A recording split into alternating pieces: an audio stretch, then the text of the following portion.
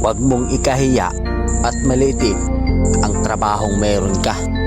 Katulong, construction worker, pahinante, driver, welder, gwardya, basurero, o kahit ano pa man ang trabaho mo.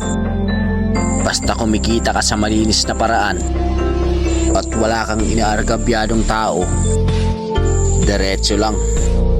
Hayaan mo sila dahil hindi ka mapapakait ng mga sinasabi nila. Lagi mong iisipin na kaya ka nagsusumikap para maabot mo yung pangarap mo at makuha yung mga bagay na gusto mo. Ipagmalaki mo yung trabahong meron ka, kundi dahil sa atin wala silang matibay na paniniwala.